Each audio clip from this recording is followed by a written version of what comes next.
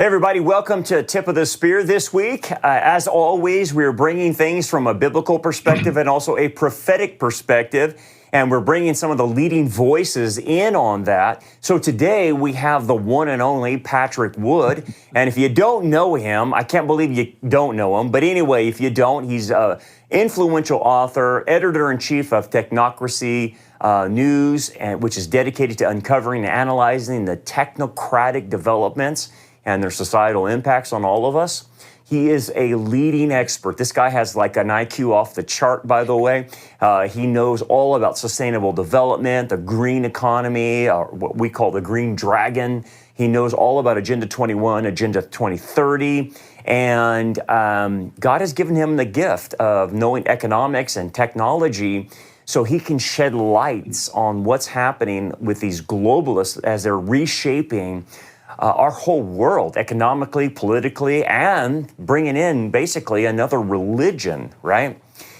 Since 2019, Patrick has been on one of the leading advocates of the First Amendment protections as a director and founder of Citizens for Free Speech. Thank God for that. And so we're going to bring him on. So welcome, Patrick, to the program. We're glad to have you with us, man. It's an honor, man, to have you. You betcha. I'm really glad to be on here today. Yeah. Great. Well, tell us this. I mean, the first thing that I want people to understand is the definition of technocracy, if they're not aware of that. Can you give us kind of what is this? What are we looking at as far as even connecting to the Bible? You betcha. Back in the 1930s, there was a group of scientists and engineers at Columbia University who created this system, economic system, called technocracy. That's what they called it.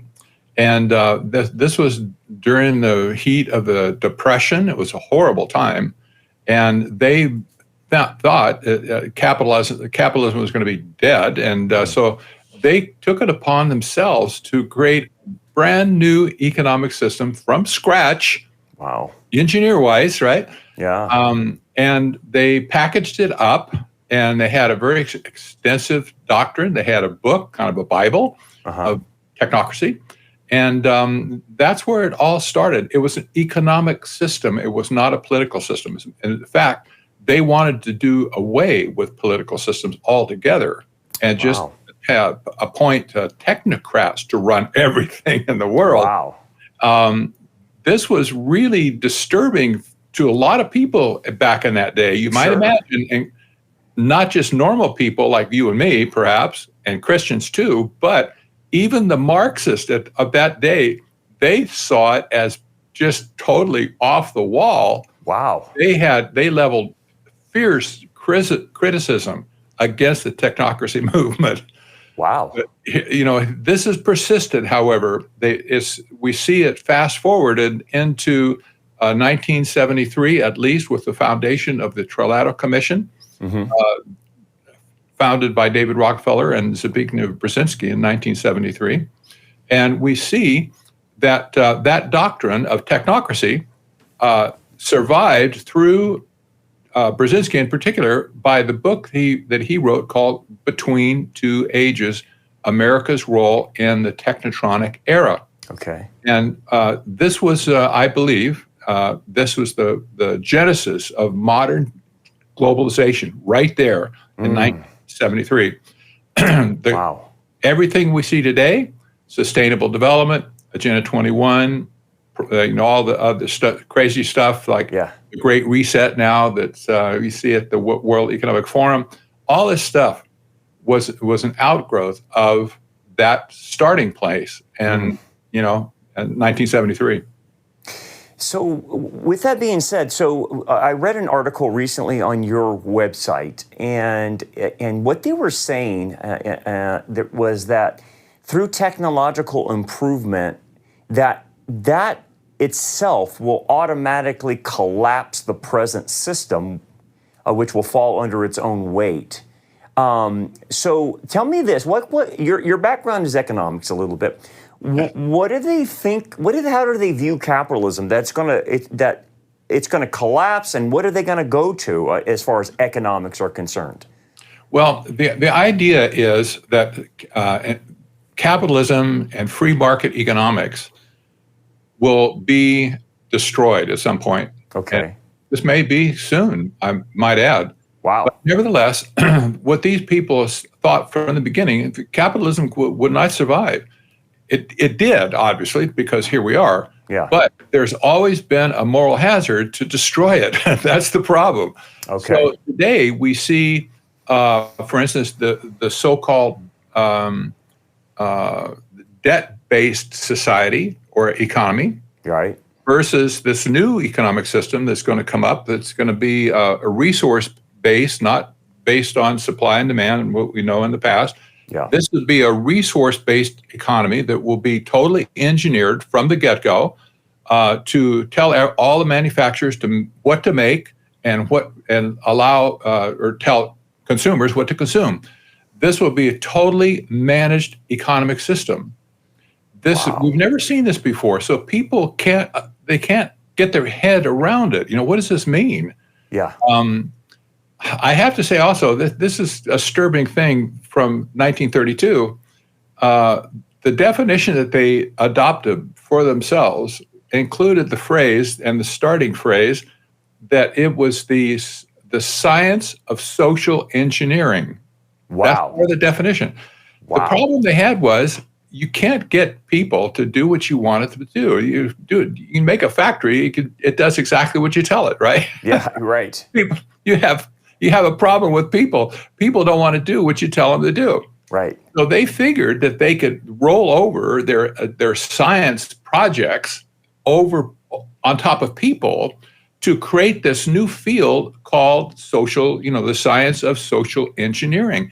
This also is with us today in such enormous magnitude. It's just stunning.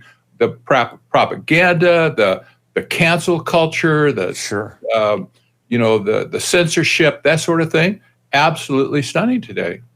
So here's the interesting thing, because I've read several articles on your website, and it's interesting that it has some socialistic tendencies in it, but it's not flat out communism or socialism or Marxism. Am I right on that? So what is it?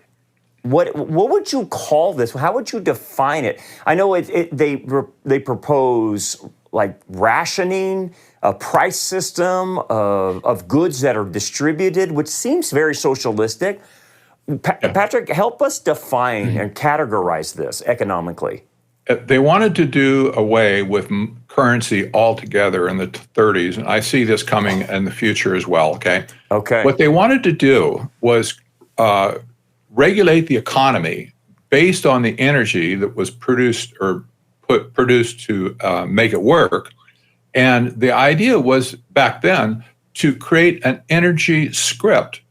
And then make a forecast for all the energy, like dams and oil and stuff like that, and then divide by the population and simply give everybody their share of in terms of energy script. Well, this is pretty much exactly what we see with this so-called thing, universal basic income these days, right? Good point. This is the same thing. Yeah. But they wanted to control energy because they reasoned that that's the way to control the economy. That makes sense too, by the way. Sure. That's genius in one sense, right? We don't want it, but I'm just saying if you give more gas to your car, it goes faster. Yeah. That's all. You lay off the gas, it goes slower. That was their reasoning in the beginning. And now, today, we see the sustainable development movement, which is all about resource management and regulating the use of that stuff, right? How quick it will get extracted from the earth and made into projects, and this idea of cap and trade and carbon credits and stuff like that. Yeah. This is all talk about energy. Yeah, that's interesting. So it's I guess listen, I'm trying to figure out how to define it. It's a resource-based economy then, based on energy. Is that a good way of understanding it? Exactly. So let me ask you this, Patrick. who gets to control this? Is it the governments of the world, or is it these elite technocrats? Or, like Plato's Republic said, there's going to be these elite guys that know better than all of us dummies, and they're going to tell us what to do. Who's running this? That's a good question, right? Of course, what they wanted to do in the first place, back in 1934, when FDR came in, they created an org chart, like organization chart, lines, people, whatever positions. They wanted to. They called on FDR to simply dismiss Congress and all other agencies in the middle and institute an org chart like this, where technocrats would be appointed according to merit, they said, but that it would be appointed to run everything by fiat, by scientific algorithm. Wow. There was no discussion, because they figured they had the science. We have the answers. Hey, it's physics, man. You can't argue with physics, gravity, stuff like that. Right. And this is what they convinced everybody back then. Oh, it's going to be wonderful, you see, because we can make all the decisions scientifically for everybody. It's like, oh no, we're not going to do that. Right. A lot of people, normal people, rejected back then. Sure. And I'll tell you what, even the Marxists flipped out. Did they? Yeah, I can imagine. Yeah, because it would have crushed them. It would have absolutely crushed Marxism at that point. Sure. So this rulership by fiat. Let me ask you this: is this connected to this concept that we keep hearing? Trust the experts. That all of a sudden in the propaganda mindset is you and I, Patrick, are too stupid. Everyone listening is too stupid to know what's going on. We've got to trust the experts on science. We've got to trust the experts on medical. So we can't even make medical decisions for ourselves. Is that the part of the propaganda? Oh, absolutely. I know you've probably covered the concept of scientism along the way. Yes. Scientism was an age-old philosophy, maybe back to the early 1800s or so, where it was proposed that science would be like God. Literally, the inventor of that concept was Henri de Saint-Simon in, I think, some early 1800s. He said that he wanted to create a priesthood of scientists and engineers to mitigate, to go to the oracle to figure out what man could do. Oh my goodness, that's a religion, man. That's a religion. Totally a religion. Wow. And you have people like in the last century, like C.S. Lewis wrote about this extensively. Okay. Calling it a religion. Sure. And some will remember the one book that he did in his science trilogy, called The Abolition of Man. Yes. There you go. That's right. People have been talking about this for a long time. Critics like me in last century, whatever. Sure. This is not rocket science to understand it. Right. But when you consider the religious aspect of it, especially because it's pitted against Christianity in particular, it's very, very dangerous. So that's an interesting point. What's their beef with Christianity or Judaism, for that matter? What's their beef with the Judeo-Christian ethic, moral? What is it? Because it seems to me, Patrick, that these elites that are technocrats, they hate Christianity. They hate the Bible. What's standing in their way? What is it that they want to get rid of that's a part of that? Basically everything. Yeah, right. We could talk. We could even talk about the Ten Commandments. Sure. They don't want to. They want to do those things. The Bible tells them they can't do those things. Yeah. But when you consider that the moral standard that the Bible has brought to the world. Yeah. You remember back to Francis Schaeffer? Sure. Talking about this and this sort of thing in the late 60s, 70s. Yeah, a little bit, yeah. The so-called Christian consensus, as he called it, was based on the morality that Christianity brought to the table. Sure. that's the problem that these people have right now. They don't want any moral standard, much less a God, to enforce it.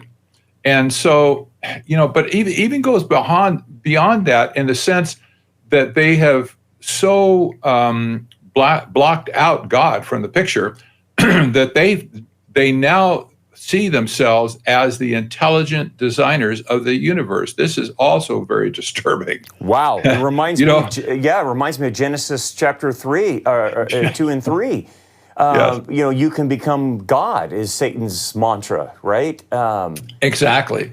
Well, their thinking is that evolution, not that what God did anything, but evolution has been unkind to us. We end up flawed and so on.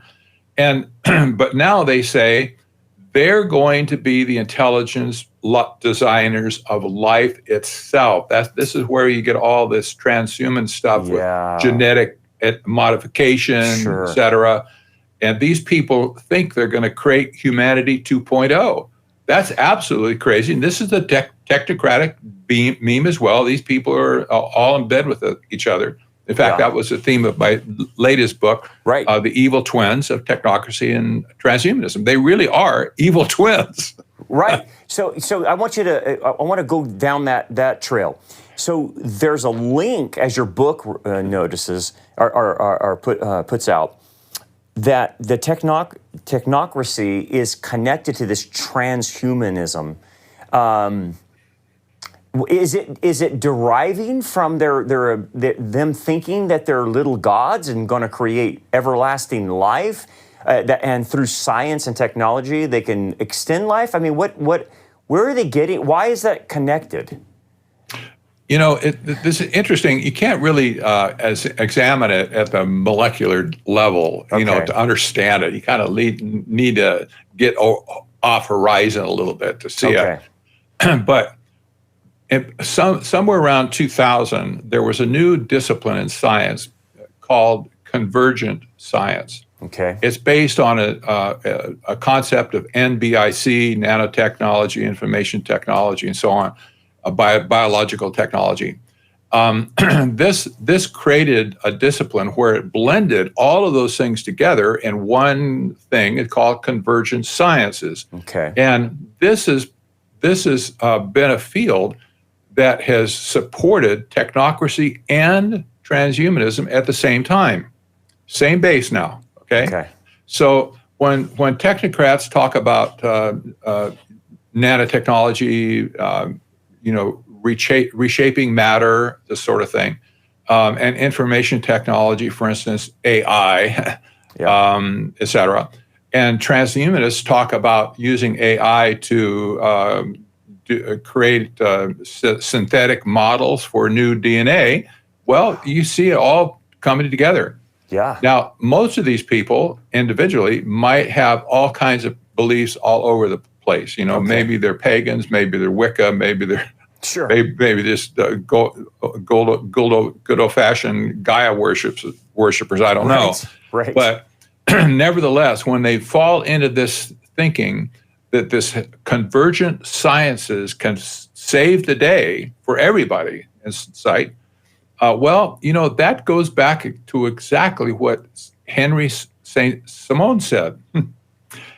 That the science is going to be the big God in the end and will be revered as God. And, the idea just think of Anthony Fauci when he said this, I'm not, you can't attack me. I'm the priest. I'm the high priest of science. Exactly. You can't attack me. You're attacking the science. Right. So the idea that scientists can go to this oracle, smarter as they are, they think, they come down the mountain and tell us poor plebes out here what we should do. This is what the Incas did when they got a sacrifice together to sacrifice to the god of the volcano, right? Sure, exactly. It's the same thing. Yeah, it really is. It's funny that you say that because nothing's really changed over time. And you look at this, Patrick, they believe there are these gods that's going to, rule humanity. Speak to how they actually view us, because they seem to have a depopulation program going on in their minds. So, can you speak to how they view us, Well, the plebes? when you talk about us being Christians or just people in general, Let's just do people in general. Okay, exactly, I know they So hate us. people who do not belong to the cult, if you will, of science, those people are just viewed as useless eaters, basically. Okay. And wow. this is a big problem. And this is an idea that we really need to tackle as a society, Sure. and just even as Christians as well, because these people really think that the population of the world is going to shrink dramatically in this near future even. Wow. And that means a lot of people are going to die needlessly and short of their normal lifespan. And we've already seen, I think, the beginning of this with the Great Panic of 2020. Sure. I think that these attacks are going to continue, and they're going to kill millions of people in the process. Yeah. But it even goes farther than that when you consider everything of genetic engineering, for instance. This is creating a food crisis of major portion around the world today. Mm-hmm. They don't see that. They see this, we're doing a good thing. We're going to make it efficient, blah, blah, blah, whatever. And the best answer now is you're going to eat the bugs. You're going to eat insects, And but you have this huge potential for a famine. That's biblical too. Right. You have this possibility of an energy crisis right now, which has been brewing for a long way, and we can see this happening. We can all see this. The financial crisis is looming right now. We're in a position right now. This is another person coined this thought, but we're in an omni war at this point. Good point. That's a good point. Every way you look, right? Yeah. Where there's major stuff coming at you, and you see this underlying thing, of course, where yes, there seems to be this bet for depopulation of the world. Yeah. We've been warned out that this is not a new thing. Remember the Georgia Guidestone? Yeah, exactly. Said right on it, 500 million people that was the goal. That's a target. Yeah. We saw this in the writings of groups, elitist groups like the Club of Rome, for instance. Yes. Several books on that. Yeah. Population reduction around the world. Right. Yeah. You had an article on your website, and I want everyone to go to your website because your articles are fantastic. And there was a guy there, and I can't remember his name. Maybe you do. He was from a Club of Rome. And you had a recent clip of him talking, and basically he was saying, "Look, we've got to reduce the human population peacefully." And that the key word peacefully. What are you talking about peacefully? How do you go from 8 billion to 2 billion peacefully? What is it? Euthanasia? Another vaccine? What are they talking about? But he said it just as easy as you would. You could say, hey, I'm going to the store. He had no emotions whatsoever. Yeah. And I'm thinking, is this really guy for real? And I think that's kind of shocking that there's people out there that think like that. And then he made the point, and I want you to speak to this. He said, look, we can either have two solutions. We reduce the human population, which reduces the pressure on Mother Earth or whatever. Yeah. Or we can continue to let these people live, but then we'll have to drastically reduce the economics in which they have. And you're thinking, oh my goodness, am I seeing a pathway to Revelation chapter 6 to where we see a quart of wheat for a day's wages? Because he said we have one of those two options.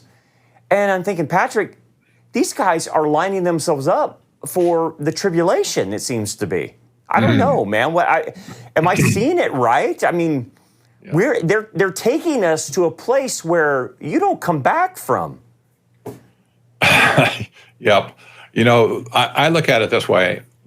This period of history that we're in right now, the devil has permission by the way to do this, but the devil is setting up his infrastructure. Yeah. That will be used during the tribulation.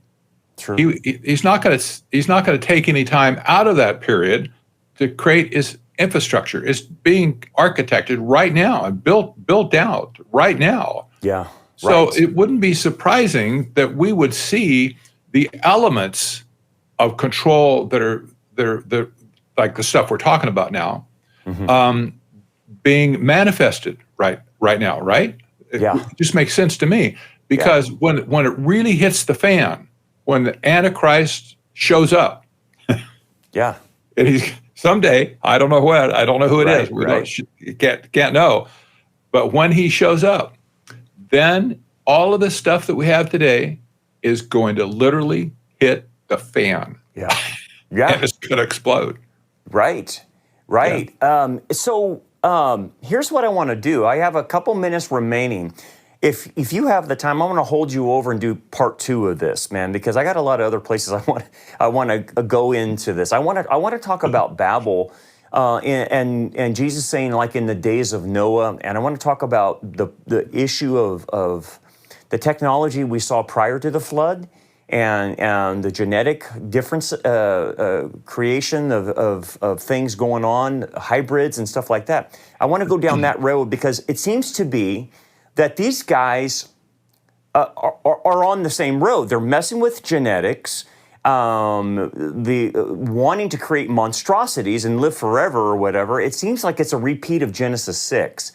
And then this, I want to go into this infrastructure of the rebuilding of Babylon and the Tower of Babel, so to speak. And I want you to talk about this on part 2, because I'm seeing the same thing Nimrod was doing, of gathering everybody together under one governmental institution and being able to control them. And I want to pick your brain about that and how technology is being used for that, because I want to get into AI, and digital identifications and all that kind of stuff. So will you please hang over? You have another absolutely. Okay, great. I wouldn't want to miss this. Yeah, right. I don't either, because since I got a hold of you, your time is precious, but I want people to hear that, and we ran out of time. So guys, here's what we're going to do. We're going to do part 2. So join us next time to catch Patrick on part 2 on this, and those are the issues we're going to talk about on Tip of the Spear. So with that being said, God bless you guys for listening, and tune in next week as we bring Patrick on for part 2, and continue to study your Bible, understand the signs of the times, and realize that we are in the last days. So God bless you. We'll see you next time, guys.